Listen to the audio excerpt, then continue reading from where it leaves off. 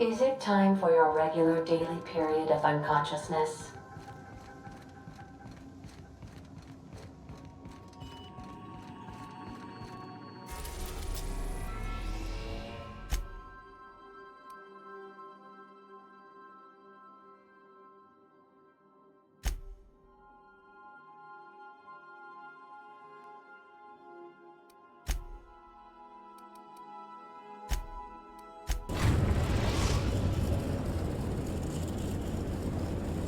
I am pleased to inform you that we have arrived at the Labyrinth. Please be advised that the punishment for trespassing is execution. Please be advised that electrical storms on the surface of Tartarus make departure impossible at this time. Resident count is as follows: 3,071. Resident deaths, including but not limited to executions, are as follows: 1,684. Resident escapes are as follows: 0. The interior can be chilly. Take a scarf with you, Captain. I would also ask that you leave your captain's ID with me, in the event that you do not return.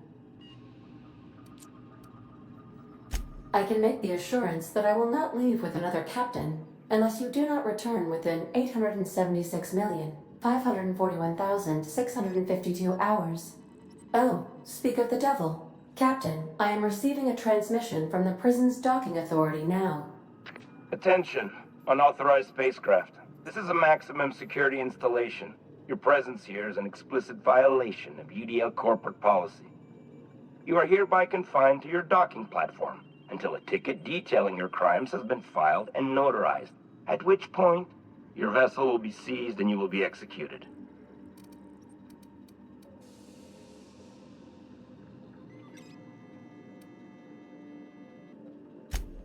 I'm sorry, you people? Did you just cast a generalization on upstanding UDL employees? That's a fine of 200 bits. You're up to 5,708, not including the cost of your execution and the disposal of your remains, which will be assessed posthumously. Protocol is important, sir. The sentencing of one crime does not preclude the sentencing of another, technically speaking. Tartarus Docking Authority signing up. Hang on. Looks like you're gonna have company at the execution. Another ship just pulled into your dock. Wait, is that from the groundbreaker? What the? Pay no mind to that. Just have a pleasant day. Transmission terminated. How can I be of assistance? See you soon, Captain.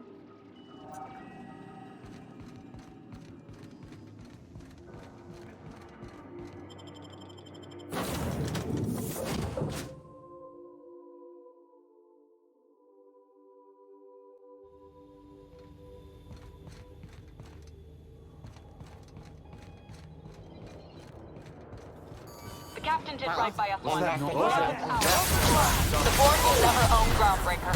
Not while I breathe. Push on, Mardad. Here they come. Unexpected noise identified. Open fire! Something's not right.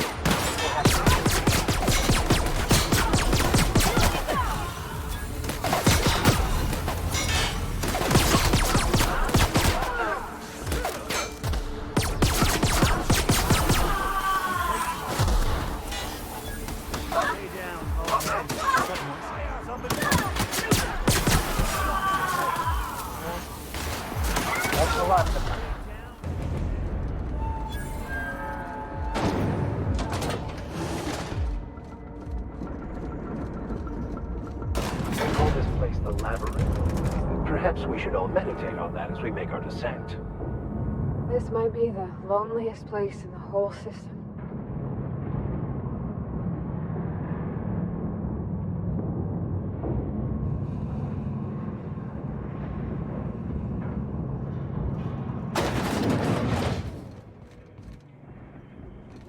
Let's look around. There's gotta be a few ways through here.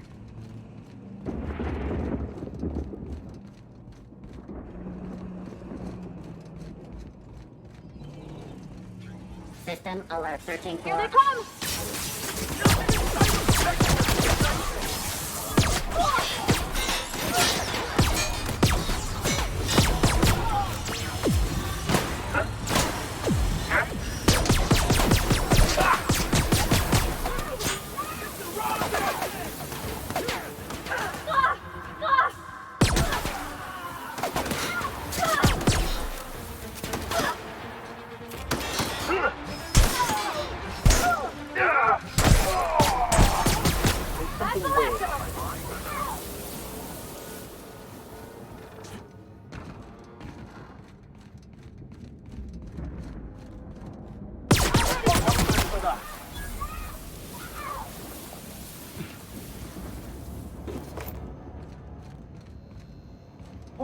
They come.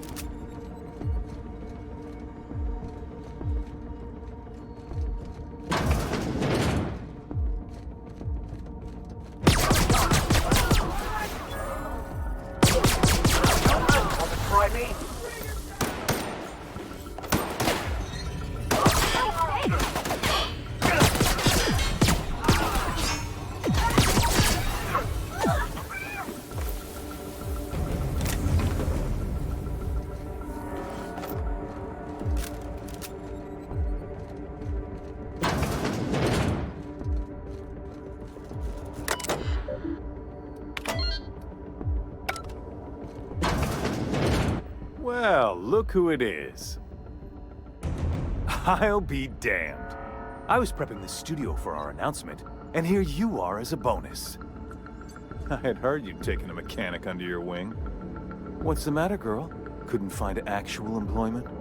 The captain's treated me right. Better than any of you bored folk ever have. I'm exactly where I want to be. And the convicts. The vicar.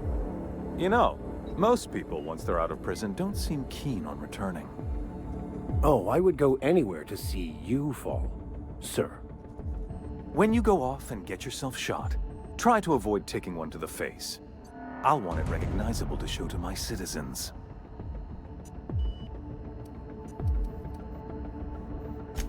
My word! You've correctly identified the most recognizable man in the colony. Remarkable. It's a wonder what Phineas saw in you. Then again, he's an insane person. Thankfully, he's our insane person now. A proper company man.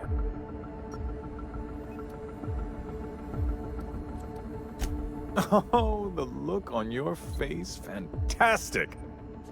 No, he isn't quite there yet. A bit more torture will help, I think. But that's between us. As far as my adoring citizens will know, we've turned a dangerous crackpot into a working-class man. It's a miracle.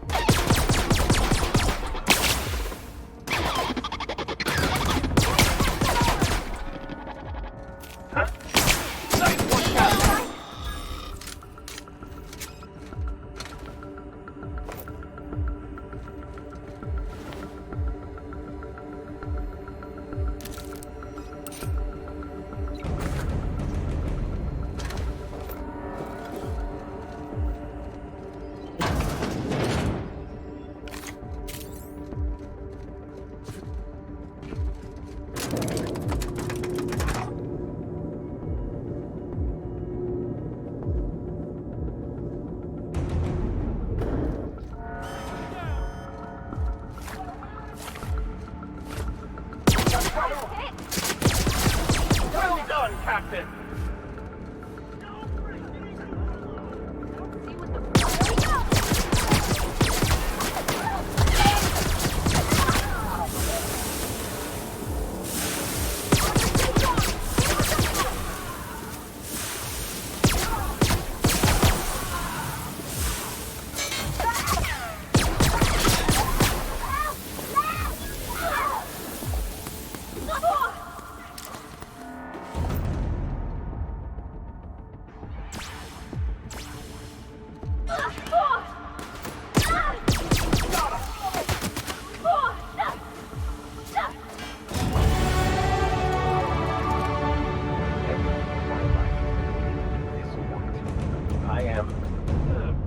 I believe I am ready for this. Captain, you have an uncanny talent for complicating my life. You've disrupted the balance of power. You've upset the natural order of things. You've introduced uncertainty, and there is nothing I despise more than uncertainty.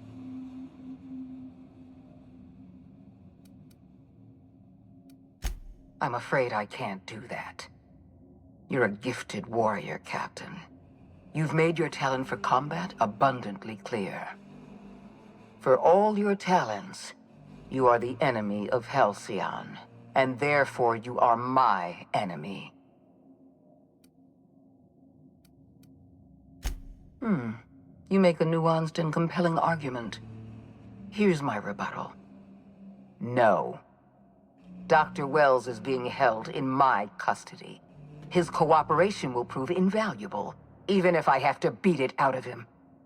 All that's left to do is put down this riot, arrest you, and then get on with the bloody business of saving this colony.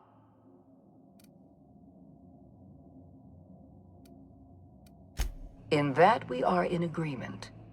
An end to violence is precisely what I want. An end to chaos. An end to senseless loss of life. The only obstacle standing in my way is you. I wish you'd simply cooperated with me. You're the finest marksman in Halcyon. You could have been my gun.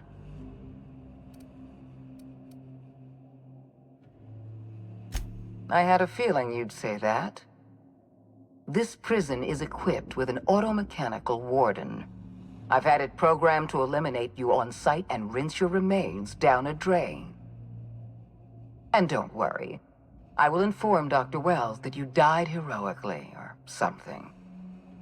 Captain, could I have a moment of your time?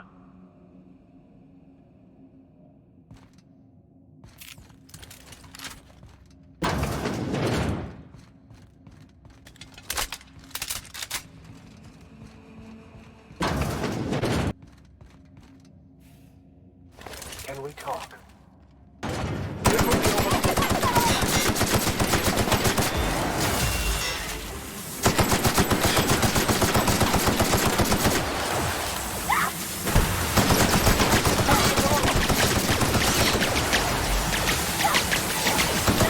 That's the last time.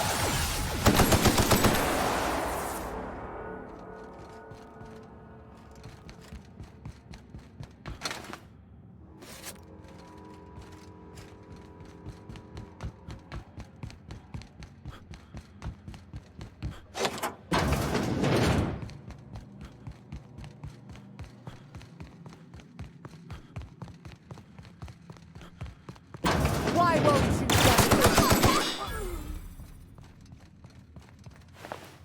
Get me out of here!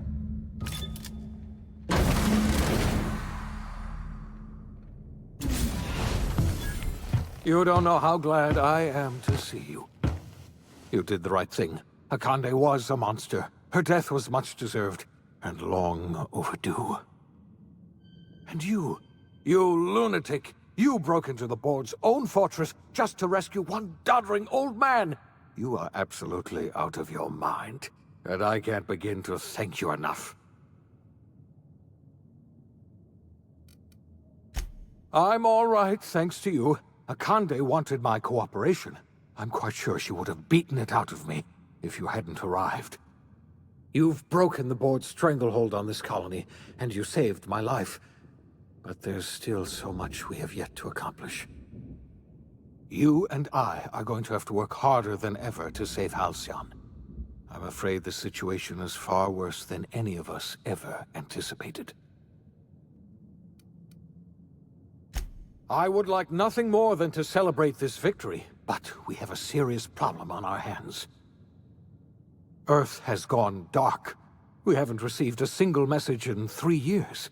There's been no communication, no signals, nothing. 2 years ago, the Earth's Directorate's frigate disappeared on their way back to Earth. We don't know what they discovered when they arrived, or if they arrived at all. Earth is only an idea to us. But that idea is the bedrock the colony is built upon. If people were to find out it's gone dark, the shock could be too much to bear. I don't want to imagine what'll happen once news gets out. Let's just keep this between us for now. You mean we're all alone out here? Really alone? I'm afraid so, Miss Holcomb. Halcyon is the only home we have left. Returning to Earth is no longer an option. We're in serious trouble, my friend. Do you know what this means for Halcyon? We can't rely on Earth for support anymore. We've been cut loose. We're entirely on our own.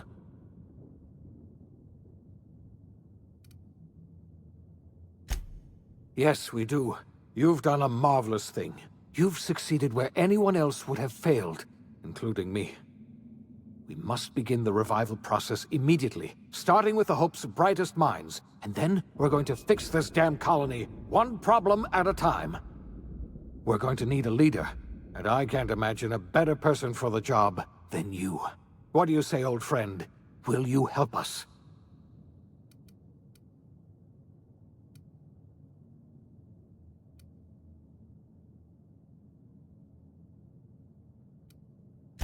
I can't tell you how glad I am to hear that. When I revived you, I thought we were going to save this colony all by ourselves. But I was wrong. We can't save Halcyon on our own. We're all going to have to pull together, somehow. We are not a colony anymore. Our last connection to Earth has been severed. I don't know if we'll survive, but we're going to have to try our best.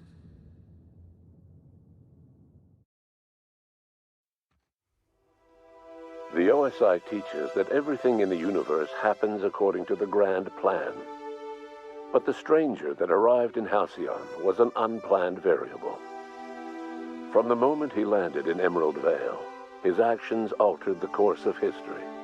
The events on Tartarus brought about the end of the board's authority. But the board's mistakes would haunt the colony for decades to come. The damage they left behind would require the work of a generation to repair. Dr. Phineas Wells began reviving a handful of the Hope's colonists. Engineers, scientists, technicians, and intellectuals. They were among the brightest minds the Earth had ever sent out into the stars. The Hope scientists and engineers woke up in a colony descending headlong into total collapse. With no way to return to Earth, they had no choice but to band together and devote themselves to the cause of saving Halcyon. The people of Halcyon were nothing if not hardy. In the absence of the board's authority, many of the colony's settlements banded together with a single purpose in mind: survival. Life was especially hard in the years to come. Some towns dissolved by attrition and starvation, but most of them found a way to carry on. In the years to come, Halcyon was forced to reckon with its newfound freedom. The board was gone, and for better or worse, the colony was responsible for its own destiny. As the colony struggled to survive, the inspirational story of the iconoclasts spread like wildfire, and Graham was able to bring many of the smaller Terra-2 townships into the fold. However, his zealous obsession with spreading the word blinded him to the needs of a growing organization, and the movement was unsustainable at scale. The iconoclast way seemed to work best, and ultimately petered out on Monarch. Sublight Salvage adapted to the changes in Halcyon, shifting their business model to suit the times. Their claims of legitimacy were scrutinized, but ultimately unquestioned. Lilia Hagen would continue to protect her family as ruthlessly as ever. Adelaide McDevitt replaced Reed Thompson as the leader of Edgewater. She and her followers transformed Edgewater in their image. Anyone loyal to Reed was pressured into leaving town, and those who stayed behind adapted to her way of life. Adelaide transformed the old cannery into a new garden. The nearby Edgewater Cemetery provided a convenient source of fertilizer. Under the leadership of Junlei Tennyson, the groundbreaker held firm against corporate influence. The ship's mechanical stability gave Junlei the time to educate a promising generation of engineers schooled in her family's traditions. The future of the groundbreaker looks promising. The rediscovery of the Hope and the abandonment of the lifetime employment program forced Byzantium to come to terms with some uncomfortable realities about the state of Halcyon. While Byzantines were reluctant to surrender the luxuries they'd grown accustomed to, the board's diminished authority gave them little choice in the matter. Nearly everyone had to learn to make do with less. Some even had to get jobs. It was a dark time indeed. Life in Halcyon was sobering for Felix Millstone. The grand revolution he dreamed of never came. There was no great awakening for the colony, no celebrations in the streets. There was only the hard, desperate work of trying to repair a broken colony. Felix never had a head for numbers, but if there was labor to be done, he was there to help. Eventually, Felix realized that the work of a revolution was done with two hands. As much as he enjoyed his adventures aboard the Unreliable, the vicar, known as Max, eventually decided that it was time to move on, to live out the life he had sought so long to create. He knew there were many in the colony who carried burdens much worse than the ones he had struggled with, and he devoted himself to easing their suffering wherever he could. He only ever took up arms again to defend the defenseless. Unshackled from a lifetime of striving and fighting the universe and himself, Vicar Maximilian de Soto was finally at peace. Though Parvati eventually grew comfortable aboard the Unreliable, she never quite came out of her shell. She seemed to prefer the company of Ada to the crew, and she could often be found neck-deep in cables and grease, telling Ada funny stories from her childhood. While the colony fell into chaos, she found an island of relative peace with Ada, and they formed an unusual bond. She decided to remain aboard the Unreliable permanently as its chief and sole engineer. As hard as she tried to drink them away, Nyoka's memories eventually overcame her. Traveling with the crew served as a constant reminder of the family she'd lost, and so she eventually returned to Monarch to get back to what she found most comfortable: the deep end of a bottle and the far end of a trail. Few have seen her since, but travelers often swear they hear her and her machine gun in the night, screaming swears and spitting bullets. The SAM unit that accompanied you spread awareness of the product line's superior sanitation and maintenance capabilities across what was left of the colony. This led to a boost in SAM unit sales. Did you know that SAM units are the longest-lasting, toughest-acting cleaning solution in Альцион? Minister Clark was released from house arrest, and his contact with you gave him a sense of renewed purpose and vigor. Once it became clear that no help would be coming from Earth, he threw his considerable efforts and talents into helping Альцион manage the crisis before it. As for Dr. Phineas Wells, he spent his remaining years in his orbital lab. Though he was always haunted by the failures of his past, he was determined to make things right by building toward the future. Dr. Wells was able to revive many more scientists and engineers than he first expected, thanks to the additional batch of chemicals you stole from the Ministry. Wells never forgot about the human lives that were lost in acquiring these chemicals. The revival project was hard and painful work, but in the end, despite limited resources, over half the Hope's colonists were successfully revived. Even after Wells passed away, the Hope scientists and engineers worked night and day to pull Альцион from the brink of collapse. Their efforts continue to this day, which may be reason enough for optimism. Dr. Wells laid the groundwork for the project to save the colony, but he would never live to see the fruits of his labor. He passed away a few years later. His work was carried on by the scientists and engineers he revived. Life will never be the same in Альцион. It is widely agreed that the colony has a chance of stabilizing within a generation, owing to the hard work and determination of the surviving colonists. Recovery is a distant goal, and the path is long and uncertain. But the people of Альцион carry on, determined as ever. And what about you, the unplanned variable in the history of Альцион? Long after Wells passed away, you carried on his work with more energy, determination, and brilliance than he could ever muster. The years that followed were hard, but Альцион survived by the efforts of the Hope's most promising colonists, the greatest of which was you. No one knows what's happened to Earth, and no one knows what the future has in store for Альцион. All we know for certain is this: the name of the Unreliable and that of its intrepid captain, will remain the subject of countless stories for years to come.